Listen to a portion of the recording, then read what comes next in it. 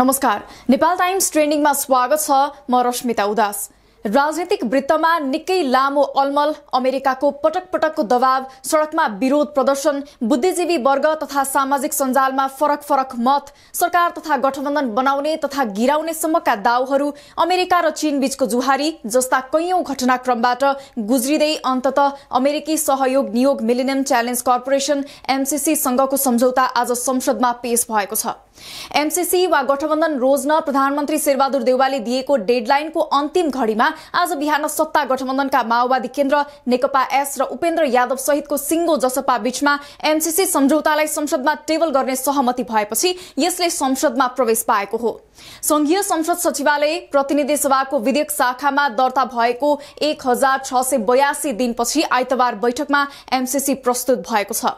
एमसीसीलाई राजनीतिक रस्साकस्सी बीच संचार तथा सूचना प्रविधि मन्त्री ज्ञानेन्द्र बहादुर कार्कीले बैठकमा टेबल गरेका हुन्। कार्कीले नै 2074 भाद्र 29 गते अर्थमन्त्रीका रूपमा नेपालको तर्फबाट सम्झौतामा हस्ताक्षर गरेका थिए। उक्त सम्झौतालाई केपी शर्मा ओली नेतृत्वको सरकारका अर्थमन्त्री युवराज खतिवड़ाले अनुमोदनका लागि संसदमा पठाएका थिए। प्रतिनिधि सभाको विधेयक शाखामा दर्ता भएको एमसीसी सम्झौतालाई सरकारको तर्फबाट मन्त्री कार्कीले संसदको बैठकमा प्रस्तुत गरेका हुन्। दर्ता भएको सन्धि वा सम्झौतालाई सम्बन्धित मन्त्रीले प्रस्तुत गर्नुपर्ने व्यवस्था भए पनि अर्थमन्त्री जनार्दन शर्माले मुख लुकाउँदा सरकारको तर्फबाट कार्कीले सदनमा प्रस्तुत गरेका हुन्। प्रतिनिधि सभा नियमावली 2075 को नियम 222 बमोजिम नेपाल सरकार र अमेरिकी सहयोग निकाय मिलेनियम च्यालेन्ज कर्पोरेसन एमसीसी बीच भएको अनुदान सहायता सम्झौता मिलेनियम च्यालेन्ज कम्प्याक्ट सदन समक्ष प्रस्तुत गर्दछु। धन्यवाद। एमसीसी अब सडकको नभएर सदनको विषय बनेको छ। सभामुख अग्निप्रसाद सापकोटाले राष्ट्रिय महत्वका विषयहरूमा दलका नेताहरू र नागरिक समेत ध्रुवीकरण हुन लागेको भन्दै थप ध्रुवीकरण हुन नदिन त्यस्ता विषयहरूलाई संसदमा टेबल गरिएको बताएका छन्। एमसीसी संसदमा पेश गर्दा विपक्षी दल नेकपा एमाले नेता भीम रावलले बैठकमा त्यसको विरोधमा आफ्नो धारणा राखे। बैठक सुरु गर्ने बित्तिकै एमालेका सांसदहरूले नाराबाजी सुरु गरे पनि रावललाई आफ्नो धारणा राख्न सभामुखले समय छुट्याएका थिए। एमसीसीलाई राष्ट्रघाती सम्झौताको संज्ञा दिँदै नेता रावलले यो सार्वभौम संसदले यस्तो राष्ट्रघाती सम्झौताको पक्षमा बोल्छ कि देशको पक्षमा बोल्छ भन्दै प्रश्न गरे। नेपाली जनता यो सार्वभौम संसदले नेपालको स्वाधीनता, स्वतन्त्रता, अखण्डता, स्वाभिमानको पक्षमा काम गर्छ कि राष्ट्रघाती प्रावधान भएको अमेरिकी मिलेनियम च्यालेन्ज कर्पोरेसन एमसीसीसँगको सम्झौतालाई स्वीकार गर्छ भनेर हेरिरहेका छन्।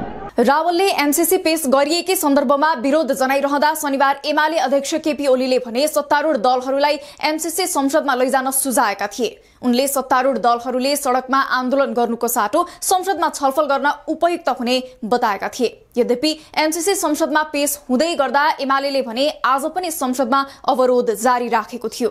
उसले आफूले कारबाही गरेका 14 सांसदलाई सभामुख अग्निप्रसाद सापकोटाले पदमुक्त नगरेको भन्दै निरन्तर संसद अवरुद्ध गर्दै आएको छ।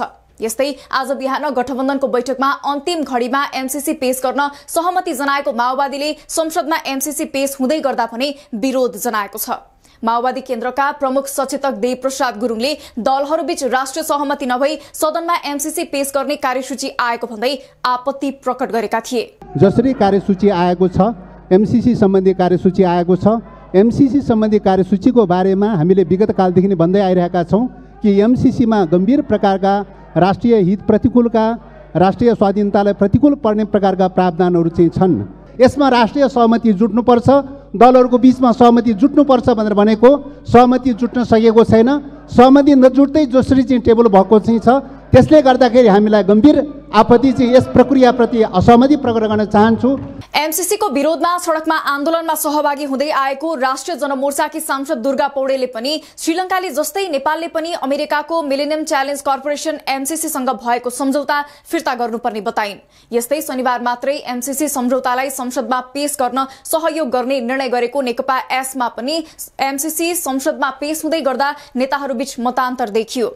नेता झलनाथ खनालले अमेरिकाको दबावले सिंगो नेपाल विभाजित भएको दावी मात्रै गरेनन्, माधव नेपालले नेपाली जनतामाथि घात गरेको सम्म भन्न भ्याए। हामीसँग जुन संविधान छ, संविधान सभाले बनाएको संविधान, त्यो संविधानको धारा 279 ले संघीय ऐन बनाएर मात्रै यस्ता खालका सन्धि सम्झौताहरू अनुमोदन गराऊ भन्छ। 4वटा कारणले मात्रै 4 प्रकारका सन्धि सम्झौताहरू मात्रै यो ठाउँमा अनुमोदनको लागि ल्याउनु पर्छ। तर अहिलेसम्म संघीय ऐन पनि बनेको छैन। संघीय ऐन नै नबनाइकन संविधानलाई मिचेर जबरजस्त आज जुन ढङ्गले चाहिँ यो टेबल गर्ने काम गरियो त्यो अर्को संविधान विरोधी काम हो। यो एमसीसी अनुमोदनका लागि प्रतिनिधि सभामा टेबल गर्दा बिहान सहमति जुटाएको भनिएका सत्तारूढ दलका सांसदहरू नै विरोधमा उत्रिए। माओवादी अध्यक्ष प्रचण्ड कुर्सीमा बसिरहे, उनीसँगै रहेका कृष्णबहादुर महराले उभिएर विरोध गरे। गिरिराजमणि पोखरेल र केही सांसदले पनि उठेर विरोध गरे। एकीकृत समाजवादीका सांसदहरूको अवस्था पनि त्यस्तै रह्यो। एकीकृत समाजवादीका झलनाथ खनालले त रोस्टममै पुगेर नाराबाजी गरे भने केहीले उठेर विरोध गरे। माओवादी केन्द्रका नेता नारायण काजी श्रेष्ठले सामाजिक सञ्जालमा टिप्पणी गर्दै यस विषयमा गम्भीर छलफल र बहस बिना निर्णय प्रक्रियामा लगिनु लोकतन्त्रको उपहास हुने पनि जनाएका छन्। उनले प्रधानमन्त्री र नेपाली कांग्रेसको यो बलजफ्तीलाई राष्ट्रघातको निम्ति लोकतन्त्रको नाङ्गो उपहास बाहेक अरु के भन्न सकिन्छ र भन्दै प्रश्न गरेका छन्। यसरी दलहरूभित्रै कुरा बाँझिदा एमसीसी आज संसदमा पेश गर्ने कुरामा शीर्ष नेताहरूबीच मात्रै एक खाले सहमति भएको बुझ्न सकिन्छ। बिहान भएको गठबन्धनको बैठकमा तत्काल सत्ता गठबन्धन नै टुट्ने गरी उत्पन्न समस्या टार्ने गरी नेताहरू एमसीसी टेबल गर्न सहमत भएका थिए।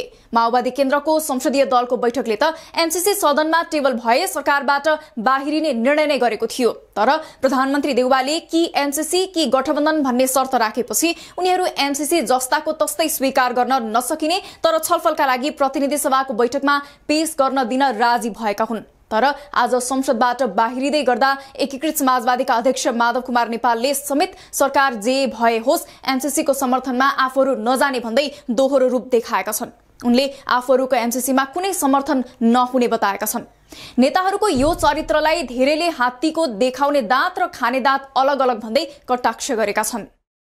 एमसीसी सम्झौता टेबल भएपछि संचारकर्मीहरूसँग कुरा गर्दै प्रधानमन्त्री शेरबहादुर देउवाले अब यो पारित हुने बताएका छन्। उनले भने जस्तै पारित हुन्छ वा हुन्न त्यो अबका बैठकहरूले बताउनेछ। अब यसको छिनोफानो संसदीय प्रक्रियाबाट नै हुनेछ।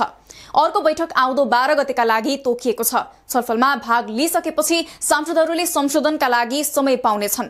यसलाई संशोधनका लागि पठाउने वा नपठाउने भन्ने प्रतिनिधि सभाको सार्वभौम विषय भएकाले उसले चाहेमा पठाउन पनि सक्ने विज्ञहरू बताउँछन्। संशोधनमा गए कुनै संशोधन प्रतिनिधि सभाको बहुमतले पारित भए त्यसलाई मूल सम्झौतामा राख्नुपर्छ। तर एमसीसीमा अमेरिकाले कुनै संशोधन मान्य नहुने बताइसकेको अवस्थामा संसदमा संशोधनमा गयो भने त्यसको औचित्य नहुने बताइन्छ। यस्तै एमसीसीमा सैद्धान्तिक छलफलपछि संशोधनमा नगई अर्को प्रक्रियामा पनि जान सक्छ। त्यो भनेको संसदको पूर्ण बैठकमा विस्तृत छलफल हो। त्यसमा सांसदहरूले एमसीसी बारे विस्तृत छलफल गर्नेछन्। त्यो छलफलका क्रममा सांसदहरूले बोलिसकेपछि मन्त्रीले जवाफ दिनुपर्ने हुन्छ। सांसदका प्रश्नको जवाफ दिने क्रममा मन्त्रीले बोलिसकेपछि सभामुखले निर्णयार्थ प्रस्तुत गर्नुपर्ने हुन्छ। बहुमत आए प्रतिनिधि सभाबाट पारित हुनेछ र राष्ट्रिय सभामा जानेछ। प्रतिनिधि सभाको 1/4 सांसद उपस्थित भएमा बैठक बस्छ। हाल प्रतिनिधि सभामा 271 सांसद कायम छन्। त्यसको 1/4 भनेको 68 जना हो। एमसीसी ध्वनि मतले पारित हुने हो। त्यसका लागि उपस्थित संख्याको बहुमत अर्थात न्यूनतम संख्या उपस्थित रहेमा 35 जना भन्दा बढी सांसदले हात उठाएर पक्षमा मत जाहेर गरेमा एमसीसी प्रतिनिधि सभाबाट पारित हुनेछ। एमसीसीलाई छलफलका लागि संसदीय समितिमा पठाउनु पर्ने सत्तारूढ गठबन्धनमा रहेको माओवादी केन्द्रका अध्यक्ष पुष्पकमल दाहालले प्रधानमन्त्री समक्ष आग्रह गरेका छन्। तर प्रधानमन्त्रीले भने संसदमा नै छलफल गरेर निर्णयार्थ प्रस्तुत गर्नुपर्ने अडान राखेका छन्। एमसीसी सम्झौता संसदीय समितिमा पठायो भने प्रतिनिधि सभाको अन्तर्राष्ट्रिय सम्बन्ध समितिमा पठाइनेछ। उक्त समितिमा एकीकृत समाजवादीका अध्यक्ष तथा पूर्व प्रधानमन्त्री माधव कुमार नेपाल, पूर्व सभामुख कृष्णबहादुर महरा, एमालेका नेता भीमबहादुर रावल, कांग्रेसका प्रकाश मानसिंह, माओवादीका सुरेन्द्र कार्की लगायत सांसद सदस्य छन्। त्यहाँ सम्झौताका हरेक पक्षबारे छलफल हुनेछ। तर देउबा यसका लागि तयार छैनन्।